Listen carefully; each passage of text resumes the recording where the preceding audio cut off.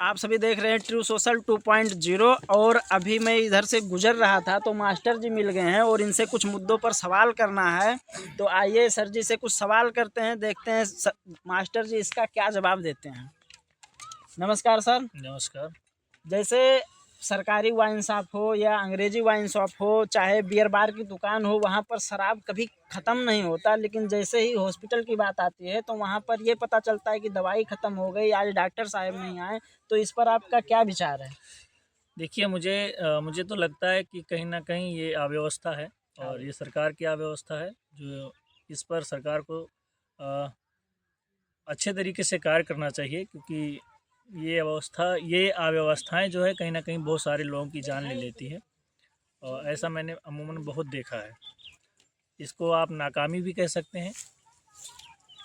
तो जैसे अभी प्रेजेंट टाइम पर मतलब सरकारी हॉस्पिटल की सिचुएशन क्या है, और आज से मतलब जब भाजपा की सरकार नहीं आई थी उत्तर प्रदेश में, उससे पहले सरकारी हॉस्पिटल की क्या मतलब सिचुएशन थी उत्तर प्रदेश में, उस पर आप क्या कहना मुझे चाहेंगे? ज़्यादा कुछ फ़र्क नहीं दिखाई दे रहा है। पहले भी ऐसे ही था और आज भी वैसे ही है, कुछ ज़्यादा फ़र्क नहीं है। अ, मुझे लगता है कि इस पर गहन रूप में, जैसे एक प्राइवेट संस्था जब चलती है, कोई भी प्राइवेट संस्था, तो उस पे लोग ज़्यादा अच्छे तरीके से कार्य करते हैं। तो सरकार यदि जनता से टैक्स ले रही है, पैसे ले रही है, तो कहीं न कहीं सरकार की ज़िम्मेदारी होती है कि व्यवस्था को अच्छे से बना के रखे, ताकि सभी जनता को पूर्ण रूप से उपचार मिल सके, लोगों को सहायता मिल सके, किसी को कोई प्रॉब्लम ना हो। ना। तो जैसा आपने कहा कि मतलब भाजपा की सरकार आने से पहले और आने के बाद में कोई खास फर्क नहीं दिखा आपको। जी, तो अभी बिल्कुल। 2027 में चुनाव होने वाला है, तो इस पर क्या विचार है आपका? देखिए, मैं तो यही कहूँगा कि जनता को विकास के साथ जुड़ना चाहिए। सबसे पहले जो विकास की बात करें और शिक्षा की बात करें, देश की तरक्की की बात करें, तो जनता का फ़र्ज़ बनता है कि वो भी इस देश की नागरिक हैं और इस वजह से उनको सोच समझ करके वोट करना चाहिए। विकास को वोट करना चाहिए, शिक्षा को वोट करना चाहिए, जिससे बच्चे पढ़े लिखें आगे बढ़ें, हमारा देश भी आगे बढ़े।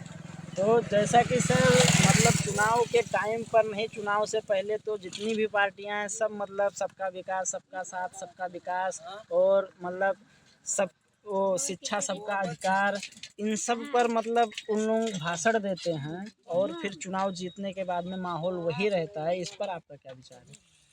देखिए, मुझे लगता है कि भाषण देने से कुछ नहीं होता है, ज़मीनी स्तर पर कार्य होना चाहिए। कार्य होना सरकार चाहिए। कोई भी हो, मैं किसी एक सरकार के लिए नहीं ये बात कह रहा हूँ, सरकार किसी की भी हो, लेकिन ज़्यादा मायने ये रखता है कि काम कौन करता है। ज़मीनी स्तर पर यदि काम हो, सरकार उसी को चुनना चाहिए, सरकार के रूप में उसी को चुनना चाहिए। देखिएगा, प्राइमरी विद्यालय और प्राइवेट जो विद्यालय हैं, मैं खुद एक टीचर हूँ, प्राइवेट टीचर हूँ, टीचिंग करता हूँ। मुझे लगता है कि अभी आप देखिएगा, प्राइमरी स्कूल में आप जाइएगा तो कहीं न कहीं 2 स्टाफ या 3 स्टाफ रहते हैं और संख्या 100, 150, 200 की होती है। तो उन सभी बच्चों को सँभालना 2-3 स्टाफ के लिए कहीं न कहीं नामुमकिन है। नामुमकिन एक है। प्राइवेट स्कूल होता है, उसमें 9, 10, 11, 12 टीचर्स समथिंग इसी के आस-पास होते हैं और वो 300, 400 बच्चों को सँभालते हैं। जब वो 10-12 की संख्या में होते हैं तब, और वो सब्जेक्ट वाइज़ पढ़ाए जाते हैं, बेल टू बेल पढ़ाया जाता है। लेकिन प्राइमरी में अगर यही व्यवस्था हो जाए तो कहीं न कहीं शिक्षा का स्तर बढ़ेगा और प्रदेश विकास करेगा। जैसे सर आपने भी ये चीज़ महसूस किया होगा कि मतलब जैसे भारत में जो राजनीति है वो राजनीति मतलब जातीय आधारित ज़्यादा है। जी, जी, बिल्कुल, बहुत इस पर ज़्यादा। आपका क्या विचार है? मुझे लगता है कि ये नहीं कहूँगा कि किसी एक पार्टी ने जाति विशेष की राजनीति की है। सब लोग जाति की राजनीति करते हैं और कहीं न कहीं, लेकिन अब जाति की राजनीति की तीव्रता बढ़ गई है, बढ़ कुछ गई है। ज़्यादा बढ़ गई है और इसी वजह से कहीं न कहीं हम विकासशील देशों में आते हैं, विकसित देशों में नहीं हो पाते हैं, क्योंकि हमारे यहाँ जाति के आधार पर बहुत सारे कार्य होते हैं। यदि थाने पे आ जाओ आप, अस्पताल में जाओ या किसी ऐसे कार्यों के लिए अगर सरकारी दफ्तरों में मतलब हम जाते सरकारी हैं, संस्थान कोई भी हाँ, हो। कोई भी हो, तो वहाँ जाने पर पता चलता है कि आप किस जाति से हैं। तो ये सारी समस्या होती है कहीं न कहीं देश के विकास में। देश के विकास में। चलो, बहुत बहुत धन्यवाद मास्टर जी आपका इतना समय देने के लिए और हमारे दर्शकों को इतनी अच्छी बातें बताने के लिए आपका बहुत बहुत धन्यवाद।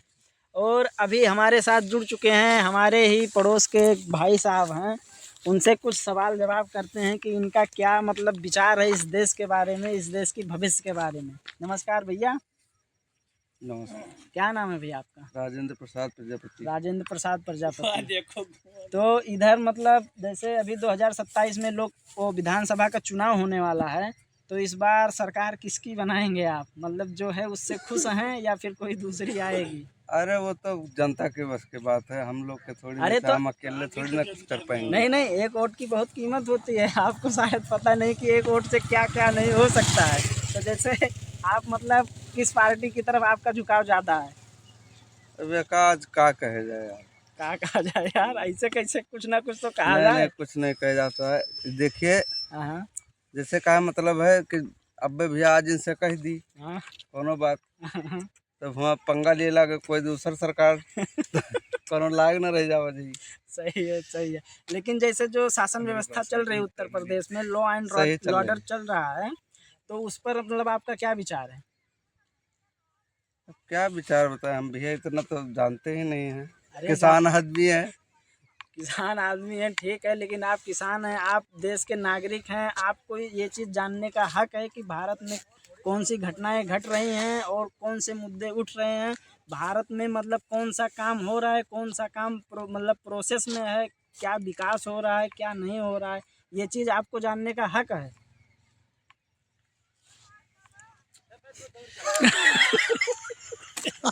लंबा